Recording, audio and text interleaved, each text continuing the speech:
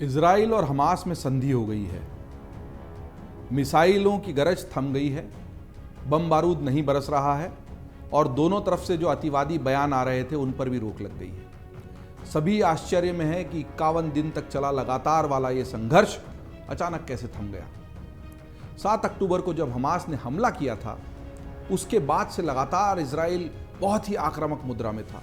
स्वाभाविक भी था, जिस तरह का हमला हुआ इजराइल की धरती पर वो अभूतपूर्व था। उसके पहले ये घटना कभी नहीं हुई और न कोई सोच सकता था कि अपने आप को एक शक्ति केंद्र के रूप में स्थापित करने वाला इजराइल, दुनिया को नई नई तकनीक और हथियार देने वाला इजराइल, अपनी मोसाद पर और अपनी आईडीएफ पर गर्व करने और इतराने वाला इजराइल उस स्थिति में पहुंच जाएगा जहां पर वो आज है।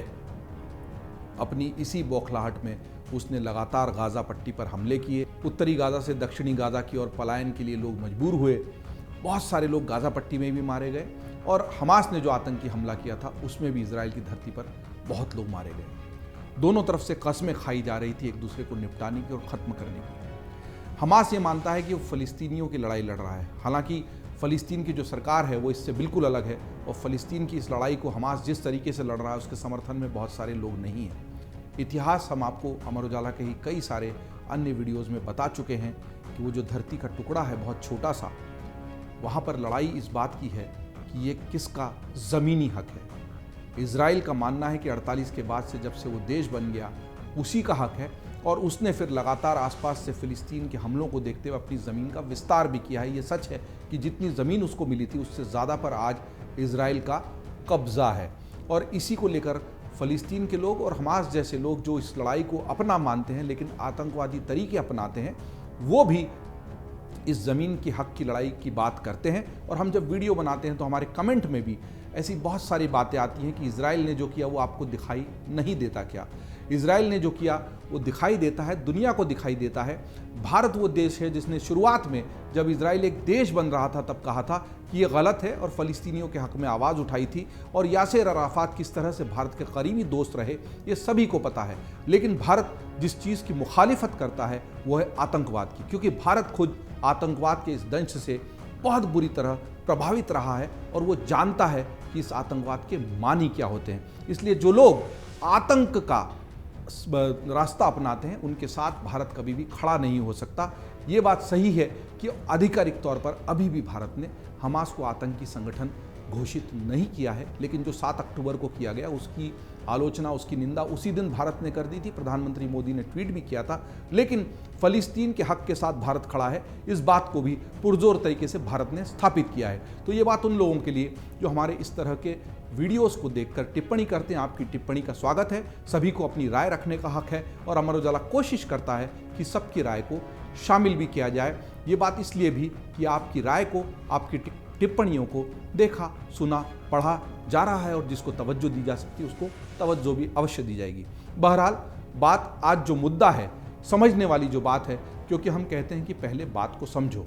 तो जिन लोगों को लगता है कि ये तोपों की गड़गड़ाहट और ये मिसाइलों का बरसना, आसमान से जो आग बरस रही थी गाज़ा पट्टी पर, वो कैसे थम गई। और इसी बीच हमास ने भी लगातार हमले किए थे और कभी हूती की तरफ से भी हमले हुए, लेबनान की तरफ से भी हमले हुए, इजराइल को भी परेशान किया गया और लोग अलग अलग दावे भी करते हैं। हमारी ही यूट्यूब की टाइमलाइन पर लोगों ने दावे किए हैं कि इजराइल के 4000 टैंक नष्ट कर दिए गए, कई सारे सैनिक मार दिए गए। इसका कोई आधिकारिक आंकड़ा हमारे पास उपलब्ध नहीं है, न इजराइल ने इस बात को स्वीकार किया है। वो नहीं भी, युद्ध में ऐसा ही होता है।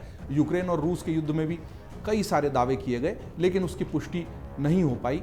फिर भी ये बात सही है कि इजराइल का भी नुकसान बहुत हुआ है। इजराइल की तरफ से जो मिसाइल छोड़ी जाती है हमला करने के लिए, आयरन डोम से जो प्रतिकार के रूप में जो मिसाइल छोड़ी जाती है उसकी कीमत कहीं ज़्यादा है बनिस्बत उन मिसाइलों के जो गाज़ा पट्टी से हमास की तरफ से छोड़ी जा रही हैं। तो पैसों का नुकसान हमास के मुकाबले बहुत ज़्यादा इजराइल का हुआ है, लेकिन इजराइल ने अपने आप को उस तरीके से तैयार किया है। दूसरी ध्यान देने वाली बात है कि अमेरिका जैसे देश का और नाटो देशों का समर्थन भी इजराइल को प्राप्त है। बहरहाल जब हम बात करते हैं कि अचानक ये सब कुछ कैसे थम गया, 4 दिन का युद्ध विराम आगे बढ़कर और 6 दिन का हो गया और इसके और भी आगे बढ़ने की संभावना बनी हुई है, वो क्यों हुआ। 3 किरदार हैं महत्वपूर्ण जिनका नाम आपको इस पूरी बात को समझने के लिए ध्यान में रख लेना चाहिए। पहला है विलियम जे बर्न्स। जी हाँ, विलियम जे बर्न्स, जो CIA के प्रमुख हैं। CIA जो अमेरिकी खुफिया एजेंसी है, उसके सर्वे सर्वा उसके प्रमुख विलियम जे बर्न्स हैं। दूसरा नाम डेविड बार्निया का है।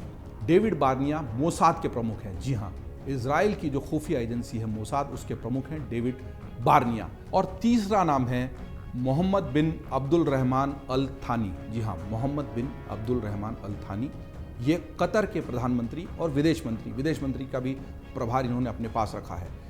कतर इसमें केंद्र बिंदु में है। कतर के प्रधानमंत्री जो हैं थानी, उन्होंने बहुत ही निर्णायक और महत्वपूर्ण भूमिका निभाई है। कतर के बारे में कुछ बातें हमको जान लेना बहुत ज़रूरी है। मध्य पूर्व और हमारी तरफ से यहाँ से देखें तो पश्चिम एशिया मध्य पूर्व का ये वो देश है जिसने पिछले कुछ सालों में अपने आप को महत्वपूर्ण रूप से दुनिया के नक्शे पर स्थापित किया है। दोहा में न केवल उन्होंने बड़े खेल आयोजनों की मेजबानी की है, बल्कि दुनिया के बड़े संकट के समय में इसी तरह की मध्यस्थ की भूमिका में कतर उभरा है। कतर वो एक देश है जहाँ पर परस्पर विरोधी शत्रु भी आपस में एक साथ बैठे हुए दिखाई देते हैं। कतर वो देश है जहाँ पर तालिबान का दफ्तर खुला हुआ है, जबकि तालिबान को लेकर पूरी दुनिया में हड़कंप है, लेकिन उसी कतर से अमेरिका को बात करने में कोई संकोच नहीं होता। इजराइल के अगर मोसाद के प्रमुख उसकी धरती पर चले गए हैं तो उसकी पृष्ठभूमि में हमको समझना चाहिए कि हमास के कई प्रमुख जो हैं, हमास को संचालित करने वाले, उस संगठन को चलाने वाले कई सारे प्रमुख, उनकी पनाहगाह कतर है।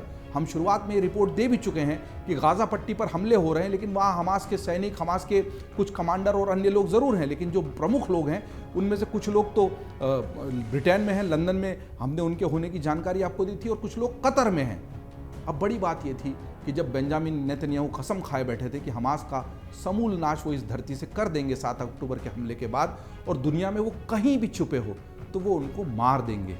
इस बात को कतर समझता है कि इजराइल की ताकत क्या है, क्योंकि आज भले ही इजराइल थोड़ा कमज़ोर हमास के सामने नज़र आ रहा है, लेकिन इतिहास में वो इस तरह के बड़े बड़े ऑपरेशंस को सफलतापूर्वक अंजाम दे चुका है, जब विदेशी धरती पर उन्होंने रोम में जाकर, इटली में जाकर, जर्मनी में जाकर अपने दुश्मनों को मारा है। म्यूनिख ओलंपिक के बाद जो ऑपरेशन रेथ ऑफ गॉड चला था वो 12 साल चला था, और विदेश की अलग अलग धरती पर उन्होंने दुश्मनों को ढूंढा था और मार गिराया था।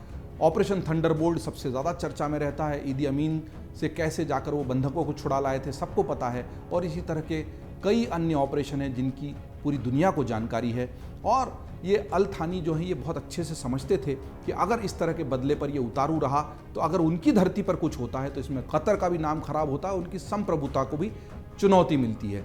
इसी को देखते हुए लगातार कतर सक्रिय रहा है। कतर जहाँ से अल जजीरा टीवी भी चल रहा है जिसकी बहुत ज़्यादा चर्चा है, जिसने लगातार कोशिश की है हमास वाला पक्ष, फ़लस्तीन वाला पक्ष भी दुनिया के सामने प्रमुखता से रखने की, और इसकी चर्चा भी अलग अलग तरीके से मीडिया में होती रही है। अन्य जगहों से भी इस तरह की बातें सामने आई हैं। बहरहाल तो हमने आपको 3 बड़े किरदार बता दिए। एक CIA के प्रमुख हैं, एक मोसाद के प्रमुख हैं, और तीसरे कतर के प्रधानमंत्री हैं।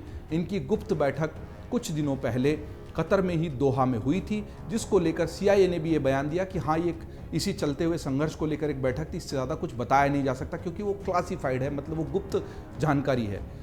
मोसाद के प्रमुख को वहाँ तक लाना, उस टेबल पर बिठाना बहुत महत्वपूर्ण बात है, क्योंकि इजराइल लगातार हमले करते हुए इस बात पर आमादा था कि नहीं वो हमास का समूल नाश कर देगा। लेकिन इसमें जो हमने अपने पिछले वीडियो में भी आपको बताया था, सबसे बड़ी बात थी 250 बंधक। वो 250 बंधक जो हमास की कैद में थे वो सबसे बड़ी सुरक्षा ढाल बनकर आए, और जब उनको किसी भी तरीके से इजराइल को समय दिया अमेरिका ने पूरा, जब बाहर नहीं निकाला जा सका तो अमेरिका को अत्यधिक सक्रिय इसलिए भी होना पड़ा कि इन 250 बंधकों में 9 से अधिक बंधक जानकारी के मुताबिक अमेरिकी नागरिक भी हैं, और अमेरिका को भी अपने नागरिकों को बचाने की चिंता है और जिम्मेदारी है, और उनको कुछ होता है तो ये बड़ी दिक्कत की बात होगी। हमास भी इसको बखूबी समझता है, इसीलिए 50 से अधिक बंधक जो अभी छोड़े भी गए हैं 4 से 5 दिनों के युद्ध विराम में, उसमें अमेरिकी नागरिक शामिल नहीं है। थाईलैंड और फिलीपींस के नागरिक छोड़े गए हैं, यहूदियों के अलावा, इजरायलियों के अलावा।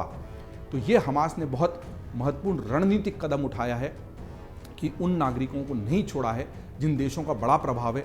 अमेरिकी नागरिक छूट जाने के बाद अमेरिका की दिलचस्पी शायद इस मामले के समझौते तक पहुंचने में कम होगी, और वो उससे थोड़ी तरह से अपने को अलहदा कर लेंगे।